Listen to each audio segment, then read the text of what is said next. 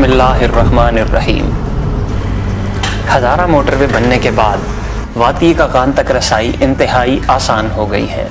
लाहौर से सिर्फ 8 से 9 घंटे की मुसाफत में वादी कागान तक पहुंचा जा सकता है, जबकि इस्लामाबाद से ये रास्ता सिर्फ 3 से 4 घंटे तक महदूद रह गया है।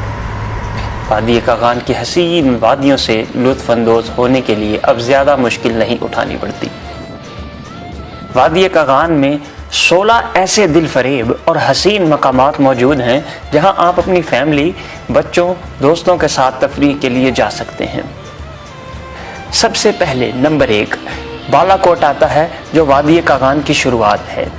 यहाँ से दरियाए कुनहार शुरू हो जाता है। हज़ारा मोटरवे मानसेरा से उतरने के बाद सिर्फ 1 घंटे में यहाँ तक पहुँचा जा सकता है। तेज़ी से बहता दरियाए कुनहार बड़ा पुरसुकून नज़ारा देता है। यहाँ ज़्यादातर लोग नाश्ते के लिए रुकते हैं।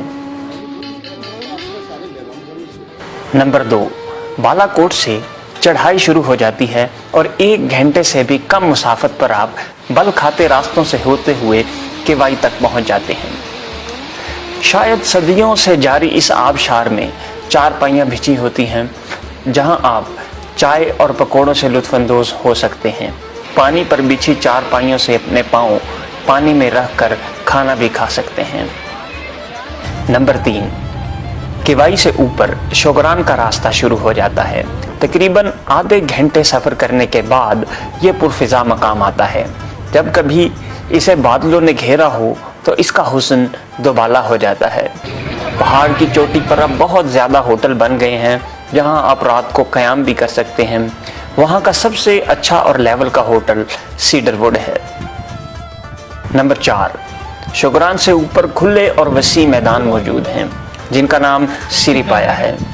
सिरीपाया तक जाने के लिए जीप का सफ़र आपके लिए यादगार बन जाता है। तकरीबन 45 मिनट की जीप ड्राइव में चलने के बाद आप ऊपर पहुंच जाते हैं। पाया मेडोज़ के वसी, खूबसूरत और हसीन मैदानों को देखकर आपकी सारी थकन दूर हो जाती है। नंबर 5 सिरीपाया से ऊपर मकड़ा की चोटी है, जिसके पीछे वादी कश्मीर मुंसलिक है। शौकीन हाइकर हजरात चोटी सर करने के लिए जाते हैं। इसे सर करने के लिए आपको पैदल 8 घंटे तक मुसलसल पहाड़ चढ़ना होता है, तब जाकर आप मकड़ा पीक को सर कर लेते हैं। नंबर 6 वापस केवाई आने के बाद पारस आता है, जहां से एक रास्ता शारान जंगल को निकल जाता है। अगर आप कुदरत के हसीन नज़ारों और हकीकी जंगल का मज़ा लेना चाहते हैं तो आप शारान फॉरेस्ट में कैंपिंग भी कर सकते हैं और वहां मौजूद हट्स या होटल में भी रह सकते हैं। नंबर 7 अब आगे चलते हैं तो कागान का शहर आ जाता है। तेज़ बहाव वाले पानी के झरनों के ऊपर लोहे का पुल बना है और सड़क के दोनों तरफ दुकानें, होटल और रेस्टोरेंट मौजूद हैं। यहाँ भी बड़ा अच्छा नाश्ता मिलता है और ख़ुसूसन चपली कबाब यहाँ के बहुत मशहूर हैं। नंबर 8 कागान के बाद नारान शहर आता है, जो अब इतना वसी हो गया है कि इसके लिए बाईपास भी बनाना पड़ गया है।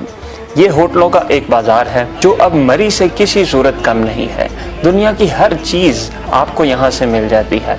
मज़ीद मकामात पर जाने के लिए जीपें, बेहतरीन उम्दा होटल, कैंपिंग साइट्स वगैरह आसानी से दस्तयाब होते हैं और ख़वातीन जी भर कर यहाँ शॉपिंग कर सकती हैं। नारान से आधे घंटे ऊपर पहाड़ पर झील सैफुल मलूक मौजूद है। सियाहों को आसानी से बाजार में जीप मिल जाती है, जो आपको झील तक पहुँचाने के बाद 1 से 1.5 घंटे का टाइम देते हैं, जिसमें आप परियों की स्नान करने की इस खूबसूरत जगह से लुत्फ़अंदोज़ हो सकते हैं और वादी कागान की सबसे बुलंद चोटी मलका पर्वत का दीदार कर सकते हैं। और अब यहाँ पर कश्ती रानी भी शुरू हो गई है। नंबर 10 सैफुल मलूक के बाद 6 घंटे पैदल हाइकिंग करने के बाद एक आंसू नुमा झील आती है, जो बुलंद होने की वजह से सिर्फ 2 माह ही खुलती है। जवान और शौकीन हाइकर हजरात ही यहाँ जाते हैं, जो ना सिर्फ रास्तों के हसीन नज़ारों से लुत्फ़अंदोज़ होते हैं, बल्कि झील तक पहुँचने के बाद अपनी फतह को सोशल मीडिया पर भी शेयर करते हैं। नंबर 11 नारान से कुछ आगे राफ्टिंग पॉइंट है। ये तमाम सियाहों के लिए किसी एडवेंचर से कम नहीं। दरियाए कुल्हार के पानी पर डोलती हुई हवा भरी राफ्टिंग का तजर्बा किए बगैर आप बिल्कुल भी वापस ना आइएगा। ये चंद लम्हों का पानी के तेज बहाव के साथ बहना आपको तरोताज़ा कर देता है। नए सियाह तो इस एडवेंचर से बहुत ही लुत्फानंदोज होते हैं। नंबर 12, नारान से आगे जाएं तो लालाजार का मकाम आता है। ये भी बड़ा पुरफजा और दीदा से मकाम है। लालाजार जाने के लिए भी आपको जीप ही की ज़रूरत पड़ती है। इसकी सबसे ख़ास बात यह है कि इसका रास्ता कच्चा है जो निहायत ही पुरखतर है। पहली दफ़ा गए सयाह इस रास्ते पर ज़रूर खौफज़दा हो जाते हैं और ये उनके दिल में हमेशा यादगार की तरह महफूज हो जाता है। नंबर 13, जलखड मकाम आने से पहले रास्ता में प्याला लेक आती है। ये सड़क से कम ही नज़र आती है। जलखड के नज़दीक जाने के बाद आप किसी लोकल से पूछ सकते हैं। गोल शक्ल की प्याला नुमा नीले सब्जी माइल पानी की झील बहुत ही अच्छी लगती है। इस तक पहुंचने के लिए आप अपनी गाड़ी का इस्तेमाल भी कर सकते हैं और झील तक जा सकते हैं और इस खूबसूरत झील को अपनी तस्वीर में कैद कर सकते हैं। नंबर 14, वादिये कागान की सबसे लंबी और बड़ी झील लुलुसर झील है। इसके पानी का रंग बिल्कुल नीला है। पहाड़ों के दरमियान पानी का ये बड़ा ज़ख़ीरा इंतहाई दिलफरेब और हसीन मंजर पेश कर रहा होता है। सीज़न के शुरू में इसमें बर्फ़ के ग्लेशियर तैर रहे होते हैं जो इसकी खूबसूरती को 4 चांद लगा देते हैं। इस झील में कश्ती रानी की इजाज़त बिल्कुल भी नहीं है। नंबर 15, लुलुसर से आगे का मकाम गेटीदास है, जहां सड़क और दरिया एक हमवार हो जाते हैं, लेकिन इनके दरमियान काफ़ी वसी हसीन तरीन मैदान होते हैं। सरसब्ज सब्जे वाले इन मैदानों में पानी का साथ साथ बहना सियाहों को बहुत लुभाता है। जब भी कभी आप जाएं, इस जगह ज़रूर चहलकदमी करें और अपने लम्हात को यादगार बनाएं।